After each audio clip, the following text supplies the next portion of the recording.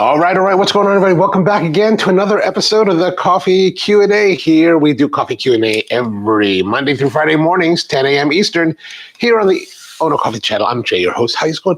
How was your weekend? Hope it was good.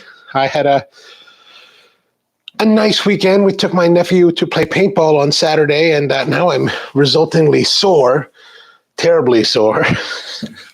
So otherwise, it was a good weekend. How about yours? Baku, good morning to you. How is everything? All right, so today we've got this. This is something that is actually very special to me as far as coffee making. Way back when I first started, like in 2002, 2003, and I met my mentor, a guy named John Sanders, who owned a place called Heinz Public Market Coffee in Seattle, Washington. And I learned a lot about the coffee business from him.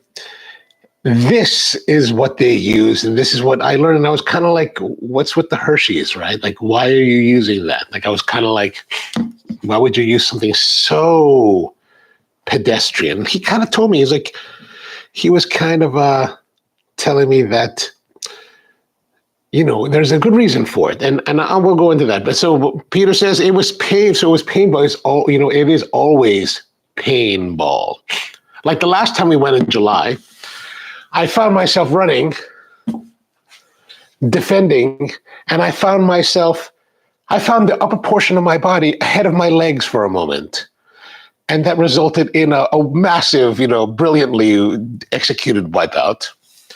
This weekend, I found myself almost in the same position, but just as I was starting to reach the apogee, I realized that, okay, if I continue to attempt, and I stress the word attempt to increase my velocity, I will end up in the same position. So I pulled back a little bit. So it was a good time. Mom, good morning to you, man. Good to see you.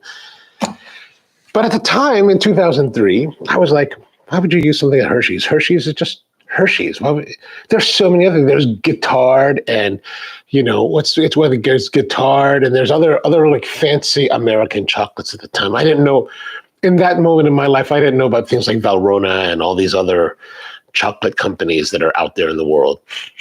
But I already knew that Hershey's was like, well, it's kind of pedestrian, right? It's kind of lowbrow. Why would you? He's like. I mean, give the reason. He's like, because we want to give the flavor that people are used to. And so that's really what turned me on it. And so this is actually something called Special Dark. This is not the regular Hershey's. This is their Special Dark. This is like their dark chocolate syrup. And I asked them, why do you want to use this? Hershey better than Natto. I don't know, maybe Hershey with Natto. Blended and then made into latte. That could be a future video. All right, so Special Dark is like, how there's two different types of Hershey's bars. There's regular and there's Hershey's Dark. Well, this is the dark version. And what this has a lot more cacao than the regular. So as you could say, it's mildly sweet chocolate. What Hershey's doesn't tell you is that it's not. They don't really tell you much about it, like how much percentage of cacao. But let's look at their ingredients. Now, this is a mass-marketed manufactured products. We're using high fructose corn syrup, water, cocoa processed with alkali. Sugar contains 2% or less of salt, mono and diglycerides, xanthan gum, polysorbate, and vanillin artificial flavor. So there's a lot of industrial processes going on here. But why would you even consider using this? Only because you want nostalgia, right? And I think for most people, they grow up, wherever they grow up in the world, you're going to have something that maybe a chocolate, at least in America, chocolate's very big. You'll have a chocolate or something you ate when you were young that as you got older, that taste of that would bring you back to your childhood, right? Bring you back to those times. If you remember that movie, they really showcased it well in the movie. What's the one with Remy, the little rat that was the little chef? He made the Ratatouille, right? So Ratatouille. So in that movie, he makes a ratatouille for the food critic, and instantaneously with that bite, you see in the movie that he gets brought back to his youth, to a very iconic time in his youth. And he just loves it. And that's kind of what something like this is about, at least for those who grew up here in America, right? Most of us that grew up, at least within a certain age range, I imagine, would grow up eating Hershey's chocolate bars, chocolate kisses, things like that. We would probably be making Nesquik, right? I loved Nesquik when I was young. But these kind of things are kind of that, they're still kind of the same. They still kind of taste the same as they did when we were younger. So they were using this. And then in turn, I used this at Spro for many years because we wanted, this is not spectacularly gourmet by any means, right? You buy this at the grocery store. It's highly industrialized. If you talk to chocolate experts, or if you look at the Chocolate Bible, they rate Hershey's as some of the worst chocolate in the world. And I don't doubt that it is. And you try other chocolates, and there's so much beauty and nuance and like other flavors. Like you can go on and on and on within chocolate. And it's all very good, but it's not this. It doesn't have the same guttural reaction that this has, because you just don't have a lifetime of eating it, or you didn't have that childhood of eating it. Now, if I grew up eating Noel, 65% cacao, I probably would love it. As I would probably have a total nostalgia for it as I got older. But I didn't grow up eating that way. I don't think most of us grew up eating like that. So but why this? So last week we did a video where we took the big Hershey Kiss, we broke it down, chopped it down, and made it into a mocha. Now that's essentially taking regular Hershey syrup and mixing it with milk, right? That's essentially the same thing because it's that milk chocolate syrup. This is a dark chocolate syrup, which means it's more bitter, it's deeper, it's heavier. But when you mix it with milk, it brings it back down to the milk chocolate level. So this, in a mocha, is actually more authentic flavor to Hershey's chocolate than the actual regular Hershey's chocolate syrup, because you're diluting it, right? Here we're taking dark chocolate, mixing with milk, making it into milk chocolate, where they were taking milk chocolate, mixing with more milk, and making more diluted milk chocolate. Does that make sense? I hope that makes sense. Peter says, well, you got to use human milk in your coffee for well, I didn't grow up eating human milk. My mom worked a lot, so we never. And I don't think in that era, when I was an infant, I don't think breastfeeding was in vogue or much of a practice. Like I remember, my mom bought a lot of Pedialyte. Like amongst our family friends, Pedialyte was a big commodity when everyone was children, right? Of course, I don't know for sure, because when I was a child, I don't remember that. But I remember seeing all of my relatives, siblings, and friends, family friends, Pedialyte was huge. Or Similac. I think it was Similac that was big. All right, so very simple to make. Very, very easy to make this. You just kind of take your espresso, take the chocolate, take the milk, put it all together. And what I like to do is I will put it together by using the syrup first in the cup, pulling the shot on top, then steaming the milk and pouring it over. And then, so what I'll do is add a little bit of the milk, combine it. Then by combining it with the espresso and the chocolate syrup, you get a nice, even consistency, so that when you pour it, you can actually get the even consistency to pour for contrast for latte art. Who knows if we'll get that correct today, but we will try. We will try at least. We will try. All right, so let's make some coffee then. So as always, I have not touched this machine since Friday, since we did our last live stream. I have not touched the grinder. I have not touched anything. So we will see if the grind needs to be changed. Let's have a look. So we have our grinder here. Monster Major Auto, old school. We're going to grind through a little bit of any coffee that may be left here in the collar. I should probably pull this forward so you can see it better. So there's, could be a little bit left in here. So I'm going to grind through that. That should be good. And then we're going to get rid of that. Good, good, good, good.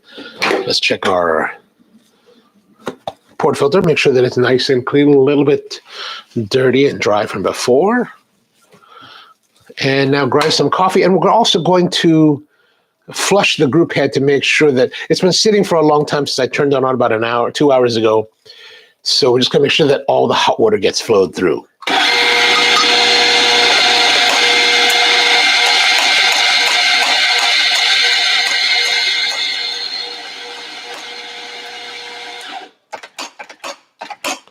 Okay, so that's good. I'm going to move that around. Fairly even dosing today as far as the way that it fell. I'm just going to knock off a little bit. Right there's good.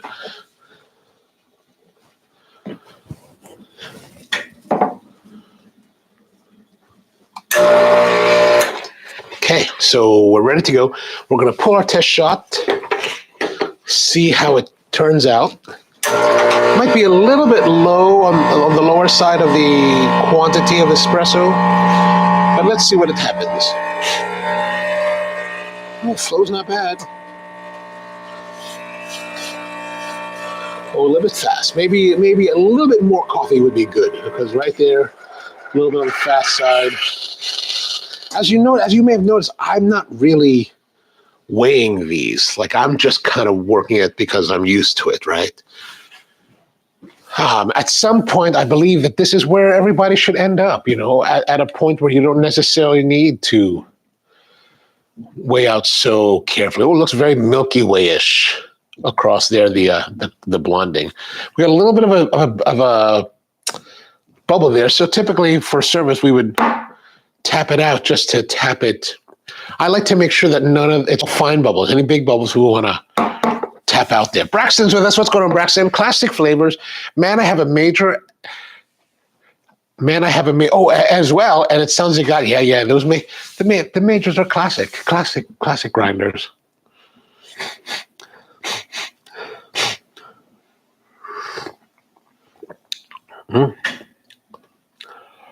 So, like I mentioned, there's a little bit of. I feel that the way that it felt. A little bit of a tamping session, but also by the way that it felt when I locked it into the portafilter or into the group head, and then the way that it came up pretty slowly, which is fine, but then quickly it started going faster. If you recall, I don't know if you could see that too well, but those are indications to me that I probably put a little bit too little coffee in the portafilter. So if the target is 21 grams, I probably have closer to 18, 19 grams, maybe. So next time I'll be a little bit more cognizant of making sure that I leave perhaps a little bit more mounding to get more of that coffee into the basket so that we get a little more resistance. Because while there is some bitter tones here, it's a fairly light-bodied espresso. It's more lighter and brighter, not quite the full richness that I want with the chocolatiness and heavier body. So I don't think the grind needs to change. Hence my point about, like, you don't always have to muck with your grind, but it's just a matter of pulling shots. Now, if you're at home and you're in your way scaling everything at every moment, you probably won't have this issue. Like, if I was scaling this to 21, then I would know that, okay, I'm at 21 and I should be fine. But, I'm not. To me, the process of, like, having to take the portafilter, clean it out, tear it on the scale, take it back, fill it up, take it back, prep it, take it back. Just as easy to do this. And you get more experience pulling shots and seeing what's wrong. All right, so not a bad espresso, but just not exactly what I would like to have. Free Range Human. Oh, hello, Free Range Human. How are you? I'm kind of concerned about what that name means, but all right, welcome to the show. Good to see you. David with us is David Lima's with us. What's going on, David? Another live video, another killer shirt. Thank you, man. Thank you. I think this is actually the shirt I wore on Friday. However, I did do laundry yesterday, so this is a clean shirt rather than a shirt left over from the other. Oh, thank you. The Pro button. Yeah, this is what you get from the Western apparel shop. All right, so let's have a look here. We'll go back to our puck. Let's look at our puck. Looks. Yeah, see, there's a little bit, I can press down a little bit, so there's a little bit of press, even though it's nice and dry, which is a good thing. So we have a good amount of coffee, just not the perfect amount of coffee, right? Because there's a little bit of compaction happening there. Knock it out.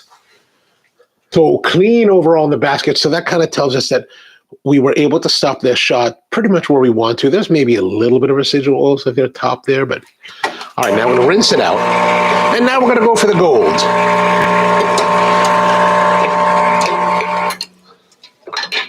One thing I wish about this particular machine, like you can see there's a little bit dripping here. I wish the drip tray was a little bit deeper, or there's a valve here. I wish that was pushed back a little bit so I could get a little bit further underneath, because I like on the La Marzocco Linea, this is what I normally do. I will wash the portafilter with the group head water, because I got to flush the water anyway. So there's going to be some residual grounds stuck to it. So get that out of the way and then get this out. See, there's still some more here, right? But since I can't get it as far under, it just makes it a little more difficult. Plus, if this was a little bit more like this, then this here would not have happened, and I would be a lot happier, because then I wouldn't be so dirty. Being clean is always a nice thing. Gray Suits with us. What's going on, man? How are you? Good to see you. And Busa, I've actually done side-by-side tasting using Hershey and Ghirardelli, and the difference was enough to warrant the price for home using Ghirardelli. Oh, interesting. Yeah, I can totally see that. I mean, Ghirardelli's not bad. I just like I don't know, maybe if you grew up on the West Coast, maybe you drank more Ghirardelli than East Coasters here. We had a lot of the Hershey's, so. But I do want to say that at some point in in 2006 when I started Spro, we were using this, and the coffee iteration before Spro, which was called J Shave Ice, a whole different concept, was we used this as well. But by the time we opened the Hamden shop in 2010, and I don't know if there was definitely a change somewhere in between 2006 and 2010, maybe around 2007, 2008. We did move to a different style of mocha, where we shun this, because we want to be more craft, and we wanted to, but also it's because we want to make things more wholesome, right? So where this has a lot of HSCS and all this other stuff in it, we wanted to move to a product that was much more clean. So we were using different milks. We were using a chocolate that we have from an importer from Colombia, and we started making our own ganache, using the locally produced milks and as nice a quality sugar as we could find. We eventually went to a sugar called Panela, which is a sugar from Colombia. But the whole thing was but still, despite all of that, this is still kind of a special place. All right, so let's get our glass. We're going to get our mug, 12 ounce. This is our typical 12 ounce in-house mug at Spro. Gray Sue says, I'm a bit of a chocolate snob. I'm leery. Yes, I totally understand. Like most serious chocolate people will find that Hershey's is a bit horrific. Let's put it that way.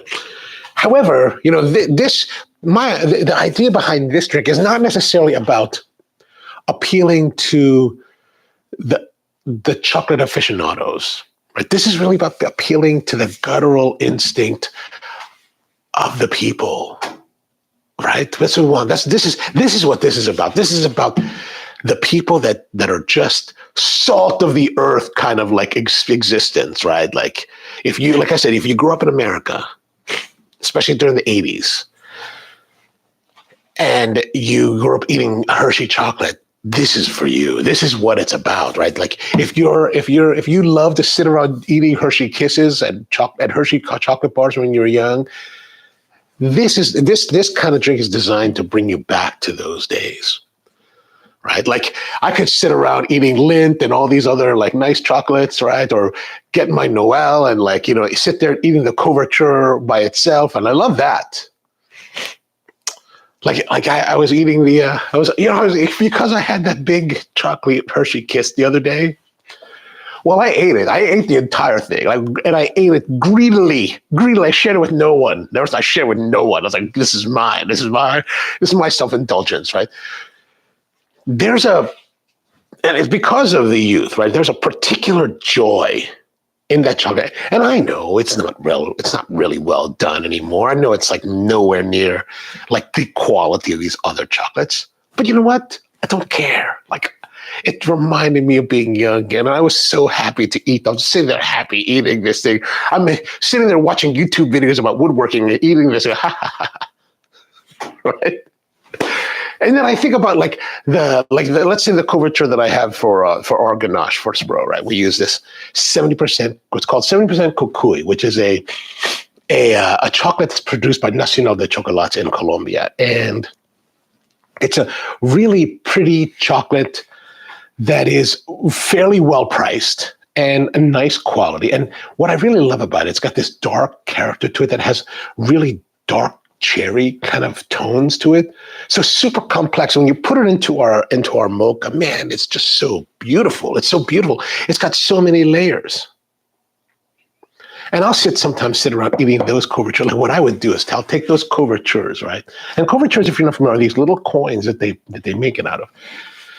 And sometimes I will go to the local nut house, right? Not Shepherd Prep, the asylum, but Jeppy's, the actual nut shop where they roast the nuts, right? And I'll buy a bag of I'll buy a bag of macadamia nuts, whole macadamia nuts, right? It's like $16 a pound. Like sometimes I'll buy that, and then I'll go find the 5-pound box that we have of this couverture. I'll grab a handful. I'll take the box and I'll sit down because I miss the idea of chocolate covered macadamias, and I'll just sit there eating a macadamia and then a couverture and then a macadamia and then letting that mix in the mouth, right?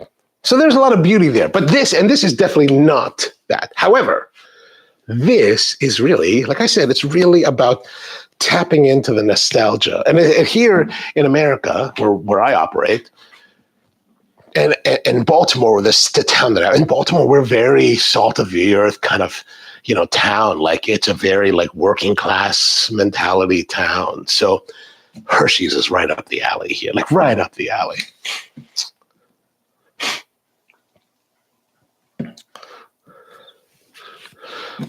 What's concerning? Oh no, unusual to see someone called free range human.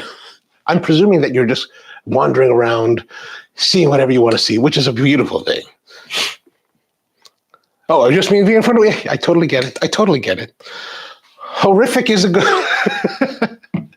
Nostalgia with Hershey is strong. And that's really what it's about. It's like, it's not something I would recommend eating every day. Although there is part of me that would like to have Hershey Kisses every day.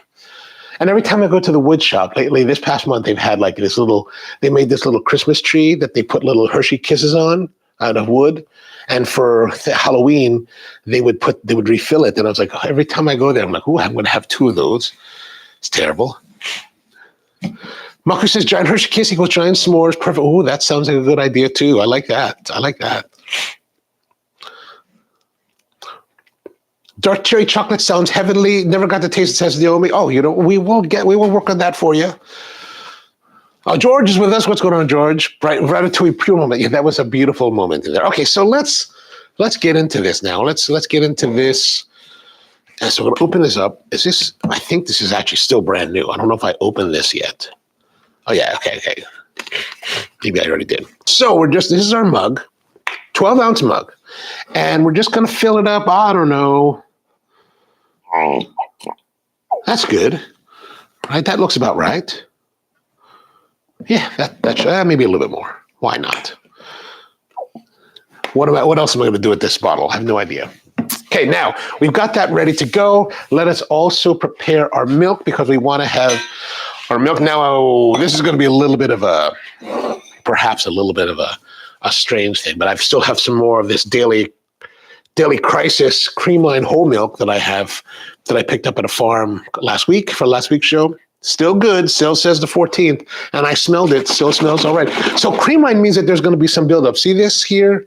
You can kind of see that there. That is actually not like disgusting crud. This is actually the actual milk fat of the milk. So with Creamline, they don't homogenize it. So you have to shake it in order to kind of rehomogenize it, right? Then we'll take that and we're going to pour that. We're going to pour that into this bigger mug, not this small. That's the cappuccino mug. This is the 12-ounce steam pitcher. It's a 20-ounce steam pitcher. For cappuccinos, we'll use this. For lattes, we'll use that. So let's go to that. And we'll fill that right up to below the spout. Good. Oh, Amniel's with us. Good morning, Amniel. That looks like well, hopefully people enjoy it. We've already had people say that it's not gourmet enough, which I agree. Okay, so let us go back over here now. We're going to get our portafilter all cleaned up. And since this is a pretty high mug, rather than having to battle to get it underneath the spout, the nice thing about these La Marzocco portafilters, you just pull the spout off and you're good to go. So let's grind up.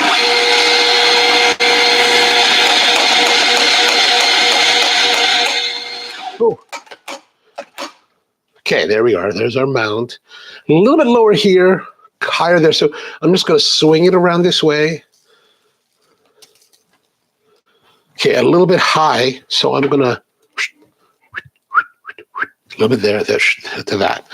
All right, then we're going to tamp it down. Flick off the excess, wipe off the excess from the wings, flush one more time, and then we're going to go in with it with our cup, and it's going to flow. And we've got I've got a towel here that's pre-wet that I want to clear out the steam, get the steam wand ready and in position using the towel because it's insulating. Oh, yeah. There we are. All right, there's our shot, all done. Let's have a look. We'll bring it over here.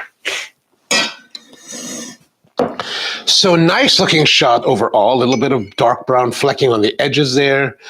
Get a little bit of lightly spill over here. So let me just wipe that off. Good. Now we're just going to stir it all together to make sure that it's fully combined. And this will also work in the crema into the syrup. So it's not just totally dissipating until we get our nice dark melange of evil. Okay, good. Okay, now it's time for us to steam our milk. So let's go over here. We're going to steam our milk. We're going to flush one more time just to make sure that no buildup has occurred.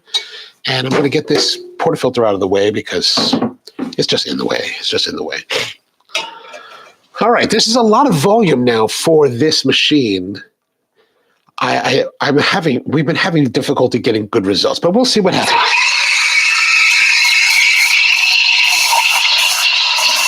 I'm trying to get it to roll while stretching.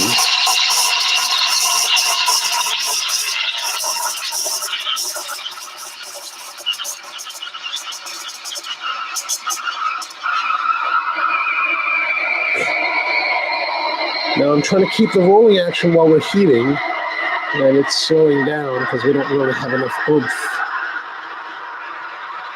All right about there is good. Let's wipe off the wand. Make sure you wipe off your wand right away.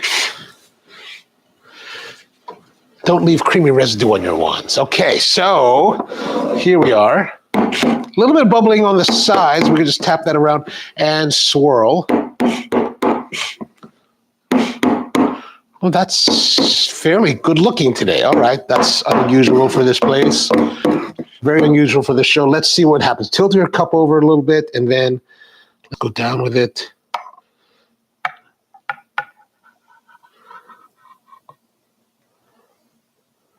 Ah, perhaps the best espresso, perhaps the best latte art pouring I've done yet on this show.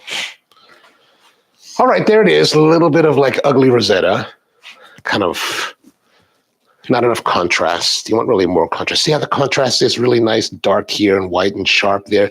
This little framing here, right? That and that would be ideal if it was all the way like that. But here, this would be fine. This is nice. It looks nice. It has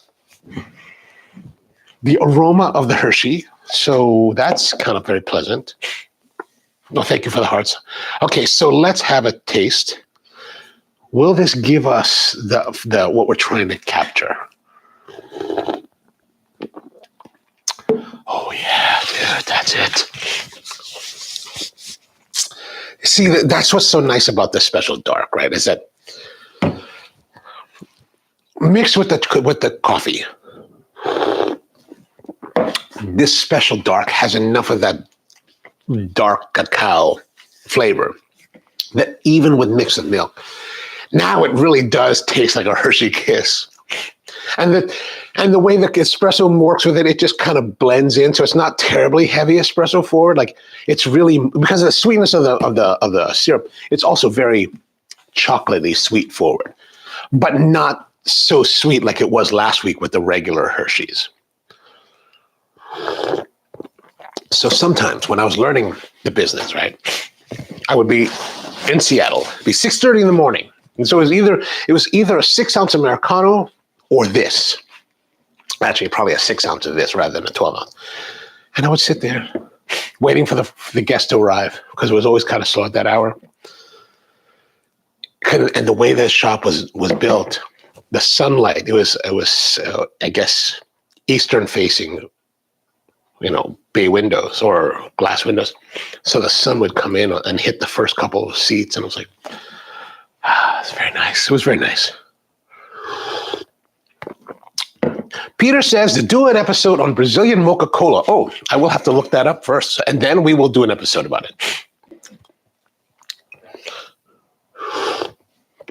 Yeah, Gray Suit's right. It is true. And that's really what this drink is about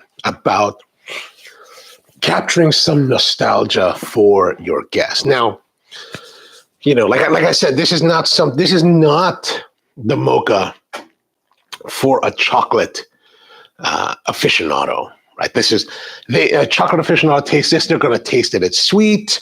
It's too sweet. There's not enough nuance. There's not enough depth. There's not enough complexity.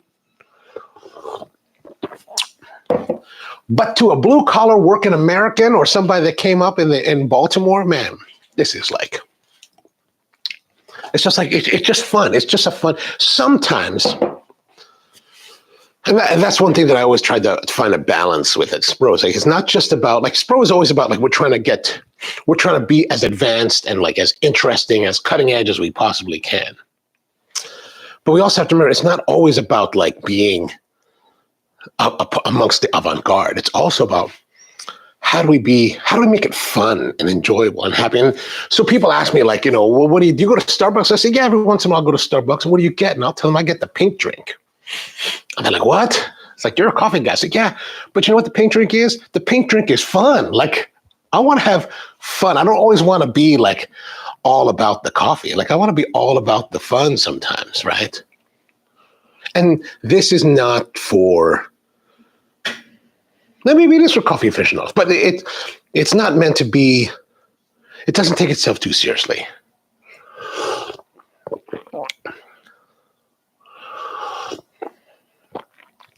What would be a good pairing? Something like this is really more like hot chocolate. So maybe like a nice bread. Like in the Philippines, you would have like your coffee or your kape, or you would have your hot chocolate with what we call pandesal in the morning, like this, the regular, fresh bread.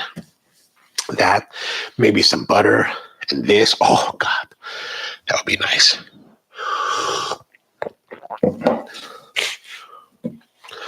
Free Range says, can you make a recommendation for a new espresso machine? Well, gosh, here's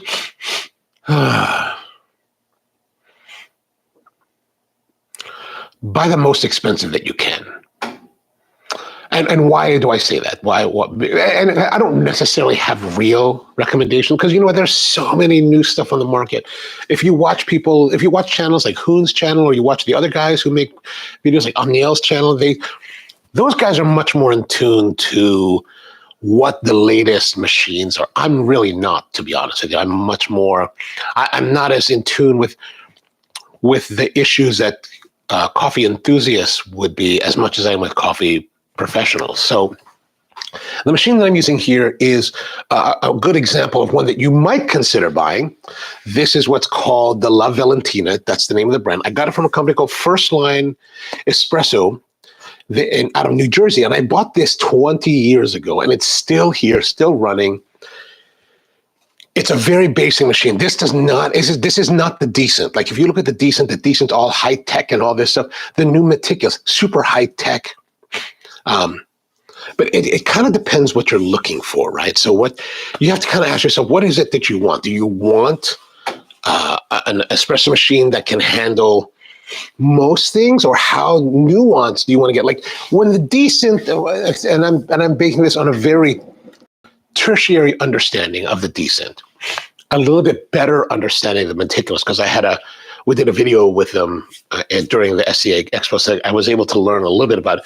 If you want to have all these parameters that you can control, and that's important to you, flow rate of the temperature of the water, like some of them will even do like cascading or temperatures during the middle of the brew. If those are important for you, then you need to look at those machines. But if you're looking for solid, straightforward machines, like this is a very solid and straightforward machine. Old school copper boiler, I think it is, with heat exchange pass-through that runs to this old school E61 FIAMA group head. This will produce steam, this will produce espresso and do it very well, very solidly. But if you want to control it to the nth degree, like if you want to control your water temperature to, 204.25, this will not do that. You will either have to buy this and modify it, or you'll have to buy a different machine. If you want to have, different flow rates during your pumping, right? From the time you press a button, if you want that flow rate to go up or down, this will not do that. This will deliver at one rate. So it goes back again to what is it that you're interested in, right? And none of it's neither right or wrong. It's just more like, what is it that you're interested in exploring? If you're just looking for a basic machine to start with and trying to get away with it at the least cost possible, and you don't mind doing a lot of manual stuff to get it to work, the Flair 58 is actually surprisingly well done. Like the best espresso I've ever had professionally was made on a Flair 58. Just last summer. And I was like, what? Now, there's a lot of factors that are going into that. I'm saying that I had the best espresso made on a Flair 58, but there's a lot of factors that go behind that. There's the factor of the person that's making that espresso for me, right? That person is amongst the best in the world. Exceptional talent, right? Doesn't mean you can't be that exceptional talent. It just means that he's been at it for a long time, putting a lot of thought into how he's going to do it. And then he's finding these coffees from really esoteric places. And then he's probably worked out some kind of algorithm on how to roast it on the Ikawa that he roasted it on. So there's a lot of factors behind it. But what the point is with the Flair 50 is that you can produce really beautiful espresso on it. Now, you do have to boil your own water separately and then pour that in. And you still have to get the techniques of manual espresso making down in order to get those great results. But it's definitely at $750, I think it costs. It's a very affordable way to get into it. Naomi says, I prefer unsweetened lattes, but there's a place for fun coffees too. Experiment with peppermint, lavender. Yeah, you should. I think experimenting is always a great way to go. And I love the idea of making your own syrups. I just love the whole process of it. Plus, in a professional setting, I think it says so much more about us, what we're doing as coffee people, as well as our thoughts for our guests to do as much as we possibly can to make it in-house. Peter says, I'm thinking of getting a lever pull espresso with a boiler. I mean, yeah, I think that's a great one. Like, a couple of my friends have lever machines, like one Europicola, very standard, very basic, very rudimentary, but still will do a nice job, right? Like, I've had this Europicola sitting around for the last couple of years that a friend of mine bought, and he was like, I want you to do a video about rebuilding it. And I was like, so I put her on the bar at the shop, and I was using it for a while. And I was like, there's nothing wrong with this machine. I'm not going to tear it. I don't want to tear a machine apart just for content, right? I want to, if there's an issue with it, like if it's really failing, then I'll do it. But otherwise, it's like, there's no reason to take it apart. It's a really fantastic machine. So those are really nice. The La Pavone Europicolas are really nice, very simple machines. But that's a kind of machine where you're going to have to ask yourself, what is it you want to do? Like this machine here, I can steam and pull shots at the same time. And it does have enough to do that. And as you saw with today's milk, it even has enough, oomph to heat the milk, not to the same extent that a fully professional La Marzocco Linea would do it, but still very well done. Very well done. Makru says that to free range, if you're in North America, Whole Latte Love has 20% off refurb machines. Oh, that's a good deal. You can even get a Profitect drive at a substantial discount. Yeah. See, this is where you have to I'm really not geared to give you the best suggestions. Definitely look at Hoon's channel and Omniel's channel and the other guys that post videos. I don't really watch videos about coffee for the most part. Because I've been lately obsessed about woodworking, so I'm watching only that. I'm like, oh. So, yeah. So they could probably better give you better insight into different machines that are available today, or the guys that are here in the comments would be able to better guide you in at least for certain things to think about. But the things, what would be helpful is that if you kind of figure out. I think the best way is to figure out what is it you want to do? What is it you need to do? Even like in the professional world, we have to look at that, right? Like if we have how much volume, what is our menu, right? Like what do we need to prepare and how much volume are we expecting? And that really, even in the professional, that guides us to like, what is the ideal machine for us? Like we may love the idea of La Marzocco levas or the Idrocompresso levas from K's,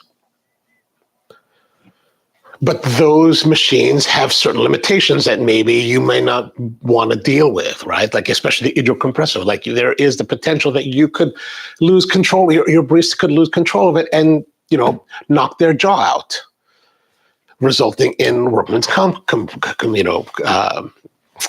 issues. So there's a whole litany of things that you must think about that I think it's best to think about to help find the right machine for you, because there's so many machines out there. Not all of them will be the right one, right? Like, for example, I was thinking I would like to get the Meticulous at some point, if they ever get over their legal issues.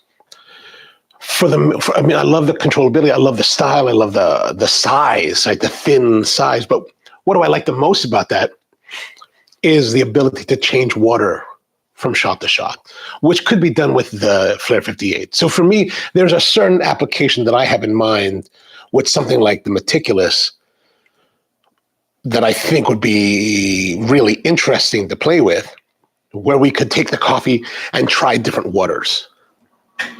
And not just different water formulas, like not just like, oh, I'm going to try my tap water versus third wavy water. Forget third wavy. I don't care about third wave water. What I care about is like, what if I got some water from New York City? What if I got some water from Los Angeles? Got some water from different cities and then brought them here? And then what would that water taste? Well, how does this coffee change city to city? That's one iteration of things that I'm thinking about.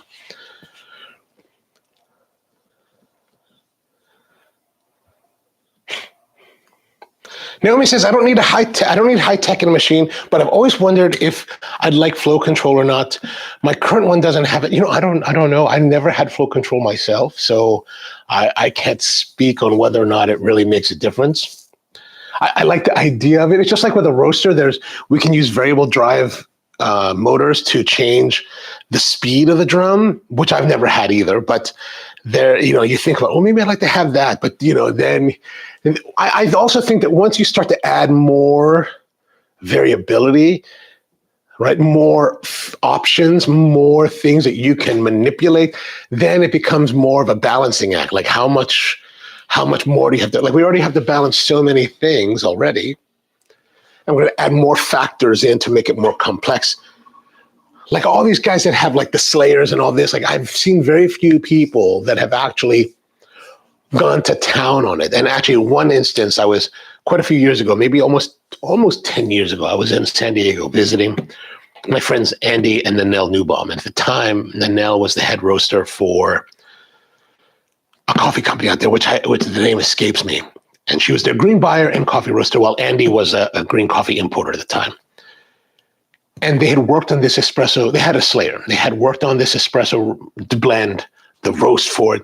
And then the way that they programmed these Slayers to pull the shots to really the nth degree. Like they really exploited the hell out of the capabilities of that machine. And I gotta say, it was an amazing espresso. Like I was like, holy crap, this is amazing. And I wasn't with Nanelle when they pulled it. So it wasn't like she was there to oversee it.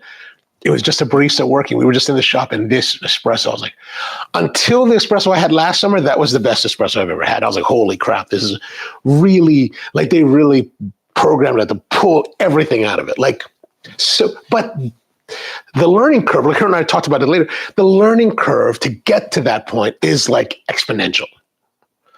So do you want to put that much, do you have that much time to put into it? And if you do, awesome. You could probably get something totally exquisite.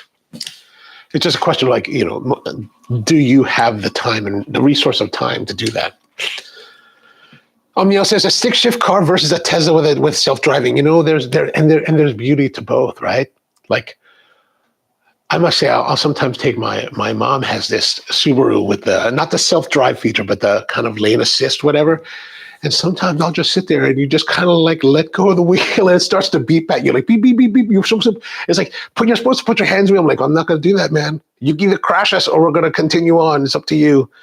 There's something beautiful about that. But then again, you get that stick shift. Oh, gosh. That's what I love about renting cars in Europe. You just get the stick shift and you just go, and so beautiful. So beautiful. Grayson says a meal coffee apex of Turin Legato, $500, hands down the best bang for your buck. Oh, okay. That's something to check out too. The meal coffee apex of Turin Legato. Wow, that's a hell of a name.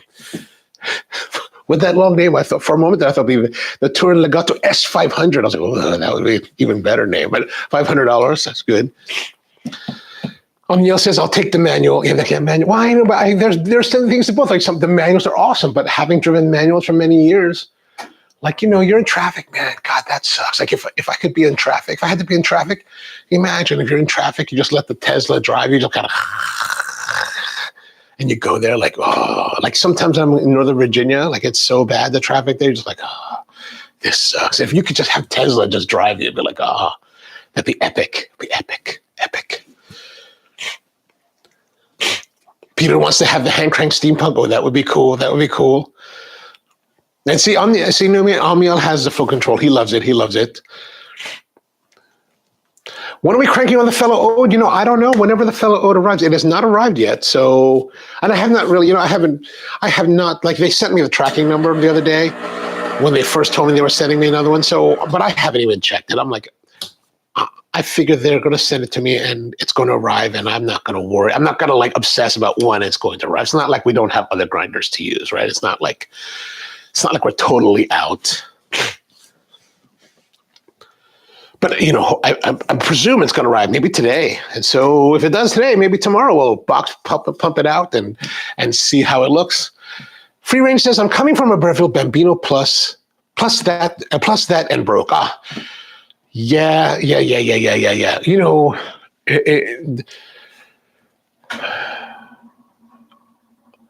don't know much about the Bambino Plus either, so I can't really.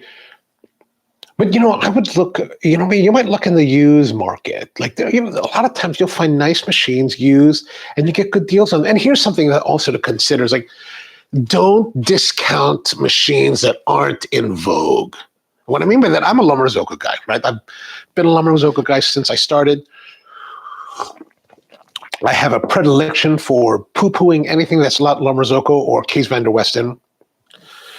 But a friend of mine, Matt, you guys know of him.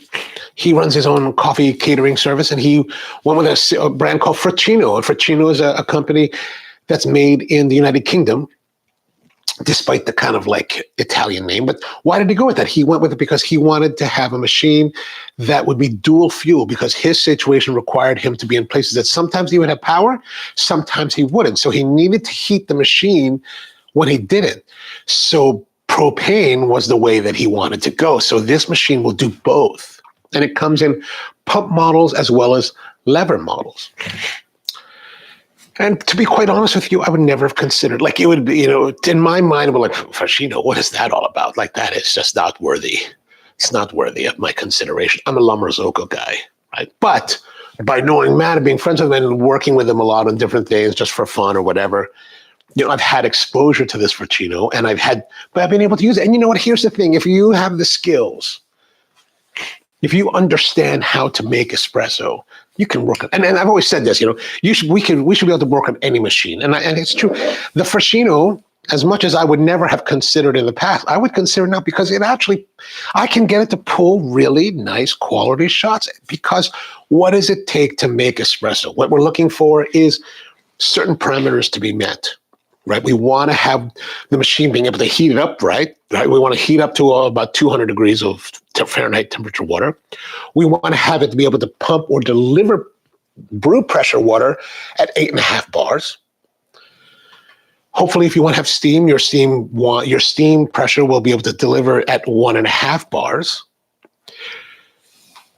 So if you can hit these, if your machine can hit these parameters and deliver, then it pretty much should be able to do what you need it to. It should be able to make espresso. And we spend so much time, like even in the professional ranks, to be like, I would never consider that machine. That's rubbish. I've had to backtrack on that. Like, I would never have considered the Frappuccino. But you know what? Maybe if the situation was right, I would consider it today. Because Lombrosoco doesn't make everything to meet every situation.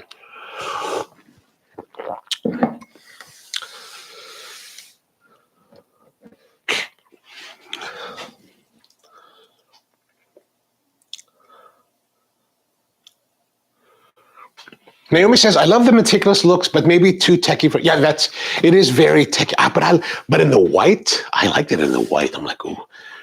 But right now they're stuck, evidently, from what I've heard, because there's a company called Duval Espresso, and Duval has been to the SCA Expo a couple times. They've shown this machine that looks all kind of fancy. They talk about releasing it, but I don't think they've ever released it. And from what I read somewhere, they didn't. They've never released it. They're really just a company that'll do the shows to show it, because they're trying to defend the patents that they've created in order to sue other companies. So evidently, they are the ones that are suing Meticulous as well as Decent and these other companies for patent violations, because something about how if you have some kind of lever-actuated, motorized lever-actuated system, it infringes on their patent. And, of course, it's patent litigation is very expensive, and yeah, so that's where they're stuck. So who knows if Meticulous will ever get off the ground, but I do like the look of it.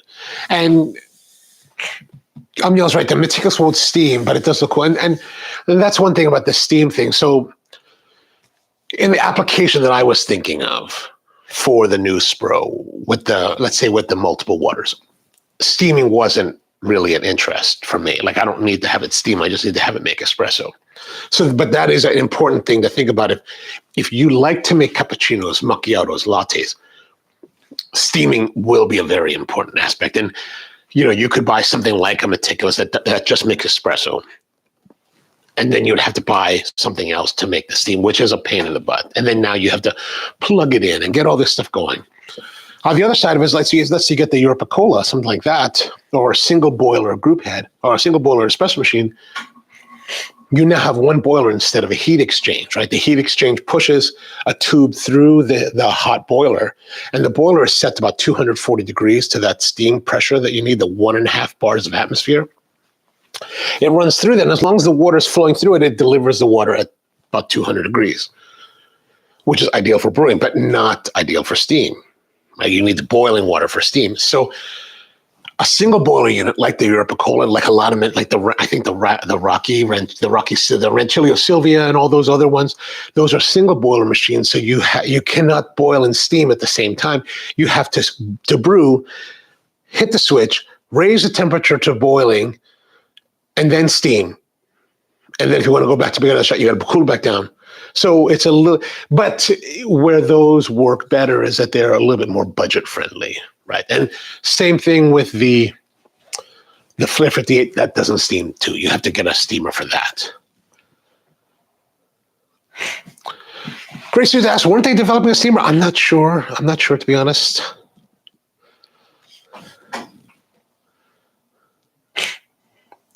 And then Peter says, Turin single dose grinders, if I can afford. Oh. Are they expensive? Oh, and Grace Suze also said that Meticulous has a steamer on their Indiegogo. Okay. And then Omniel says, I will imagine I'm totally correct. Yeah, they sell more. I mean, and I think that, it probably makes it easier for them to develop a machine that is not integrated. Right? Like, let's say, for example, if you have the Meticulous, let's say you have a Meticulous with a steam boiler, and you're trying to get it to run off of 110 power, like here in America. Now you've got to do, just like this machine, you've got to have it you got to have it function as an espresso machine and the steamer on the same circuit, on the same plug.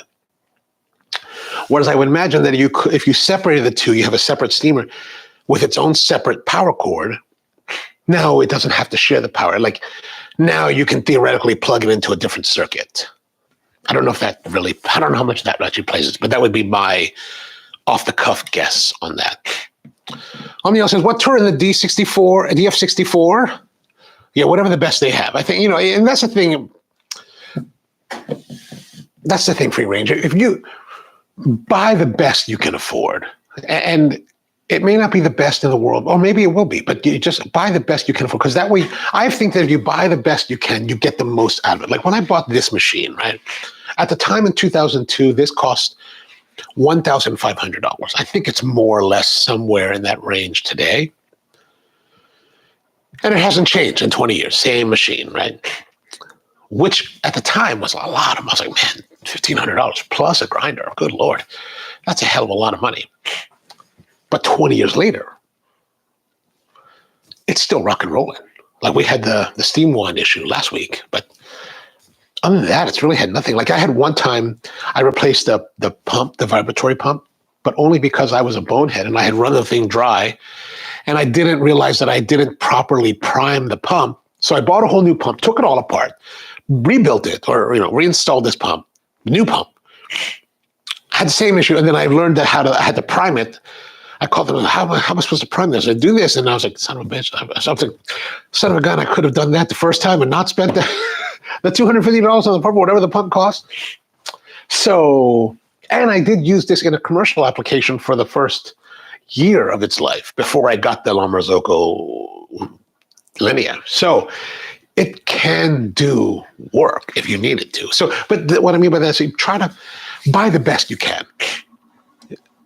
It's one of those things like in the Festool world, amongst the Festool people, they call it buy once, cry once, right? And it's true. If you buy something really high quality, you probably will never have to buy it for either again or for a very long time.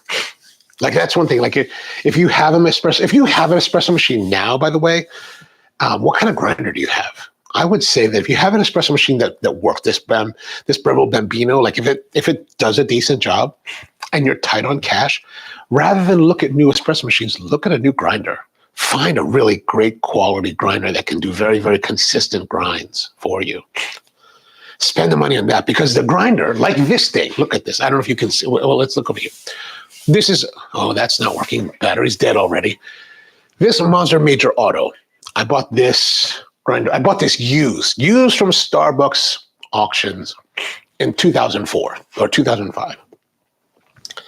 Replaced the 83 millimeter burrs on it with new ones. And I bought like 4 of them.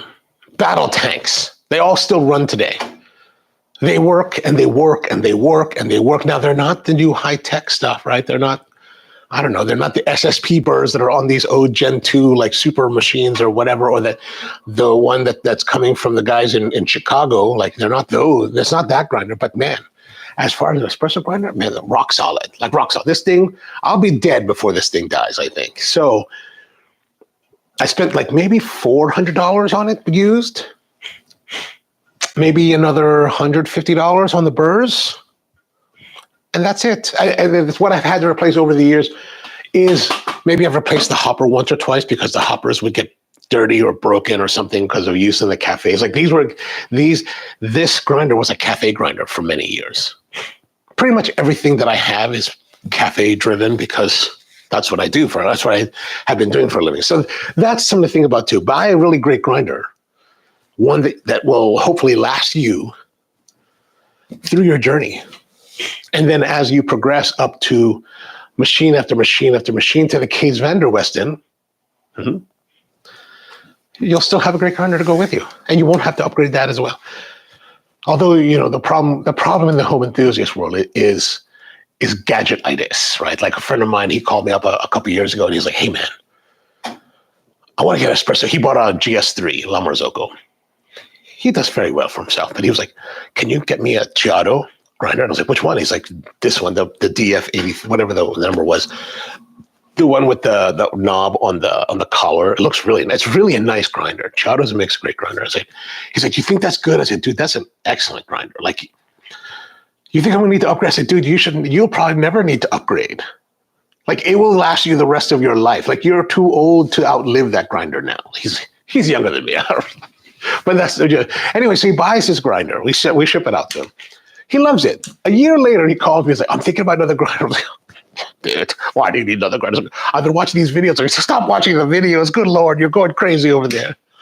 But you know, it's like me watching like woodworking videos. I'm like, I watch this guy Hooked on Wood, this guy Dennis in the Netherlands, and he's like, "I have these tools." I was like, "Oh, I need to buy those tools. I need to get online because it's the 11/11 sale on Banggood." It's like, duh.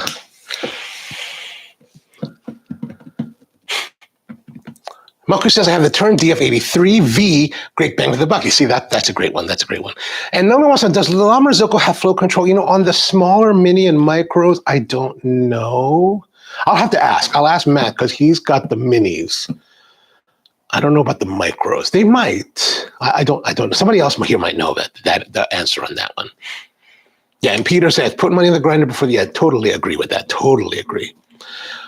Free Range says a Linea Mini or Micra. You know, I mean, the Mini is solid. Like, I can't say, like, Matt has 2 of the Minis, and we just replaced a thermal switch on it. That's like the only problem he's really had is this thermal switch failed, and that'll fail on practically any machine. And thermal switch is basically a little breaker that goes in line with one of the power lines, and so it just prevents it from overheating. And his burnt out, and the ones on my latest are burnt out. So I finally found my stack of parts, and I gave him one of them to replace it. But they're solid. I mean, Marzocco makes very solid machines. Now, the thing about the Linea Mini and Micra is that they are not the same as the full size Lineas, and I didn't realize this until I took his apart, and I was like, huh.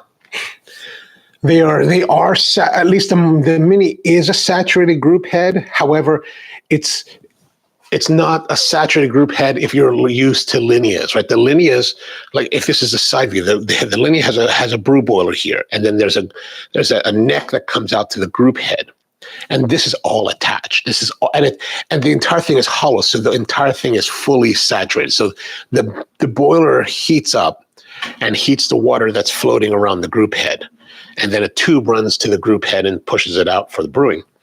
On the mini, and I think the micro is the same way, there's the steam boiler, and then each group, and the group head has its own little teeny tiny boiler on top that's saturated. Well, the group head is in the boiler, so it's technically a saturated group head, but it is separate. It's not double boilers in the way that we used to think about them. It's double boilers in this new paradigm of, and this is, I think, of the reason why the mini, while it does have a great pace. Like they use it in commercial in a catering application, so they can do, nonstop pulling. Like if there are two people working it, you can go back and forth and it doesn't slow down. But there's a certain point that you exceed so if you're a single barista and you're pulling a shot, steaming your milk, pulling a shot, steaming your milk, pour, like this, the mini will keep up. The mini starts you start to exceed the capacity of the mini when you have two baristas working the same machine. Like if one's steaming, one's pulling a shot, simultaneously, that's when the mini will start to struggle to keep up with the volume. But otherwise, the mini, for home use, if you can afford it, probably totally worth it for you. Probably. And it's nice, it's 110 power. So you get great performance, small, compact package, and good power, solid power. And they are pretty. And Amdiel says, I believe that the mini and micro do not have flow. Yeah, I do think that's beyond. I think that the flow control is more the newer generation, like the Decents and things like that. Naomi says, I currently have a Profitec Pro 600. Ah, nice. Yeah. Yeah, but honestly, I don't know if flow control will help. I mean, if you want to do it, go for it. I mean, that's the whole thing. That's the whole pleasure of what we're doing. Is like we're just trying to play around and experiment. Gray Suit says a grinder is key and good water. You can have that down. Anything you can pull 9 bars at a consistent tempo will be better than absolutely. That is totally true. Maku says, how do you identify a burnt out thermal switch? Well, typically there's only one on machine, right? That's not so. Even on a 3-group Lomonosoko, there's still only one thermal switch. So either it has melted and you can visually see that it's all kind of mucked up. You're like, oh, okay, there's no question about that. Or it just stops working. Like the machine actually stops working. So you kind of have to replace the thermal switch. It's supposed to be resettable, but I've never seen them actually pop. I've only seen them melt down. And or you can do like some people do in desperate times, just kind of wire the 2 wires together and bypass the thermal switch altogether. I've never seen anyone melt down their machine because of doing that or burn down that house. So, but it's there for a reason, and it's probably better to replace it when you need to instead of just bypassing it. Though I do know people that bypass that part. And Oniel says that the Profitex is E61 group. Oh, that's nice. Okay, there it is. I don't know how you would install that. That's something that I would have to look into as well.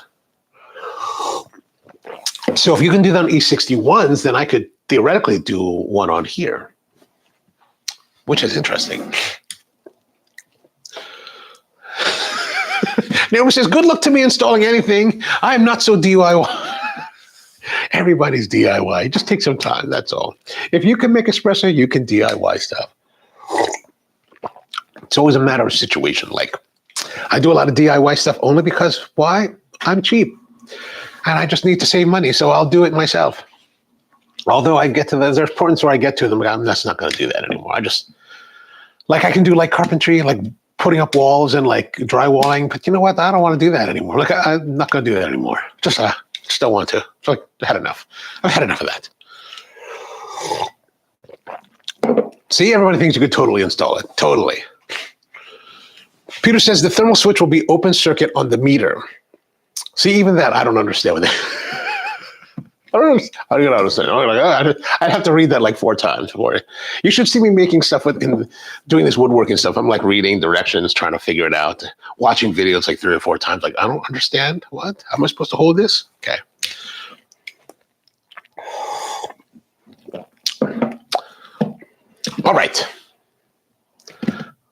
I should run because I have to go deliver coffee now. I have to run out to the food market in Colombia and deliver coffee to those guys. They need some more coffee. So we're going to wrap things up here on the Coffee Q&A. Good to see all of you. Thank you very much for tuning in. Always great to see you. Q&A says he's at the show in Bangkok has become a little bit later than he's normally used to. So that's why we haven't seen him. We miss you, Q&A. I'm presuming you're watching the replays. So, but yeah. Yeah, good chat with you guys. Good to see all of you. Thank you very much for tuning in. Be back again tomorrow. I'm not sure what we're gonna do tomorrow, but if I get the new ode in tomorrow, we'll do the ode unboxing and brew with it a little bit, and then maybe the day after we'll finally do the tear apart of the old ode and see if we can get into and figure out what happened to it. Like somebody said that it was, one of the comments online after the show was like, it looks like it just burnt out and that's totally dead. There's no recovering from that. So, all right, that sounds cool. Now we can just tear it apart without worrying about it.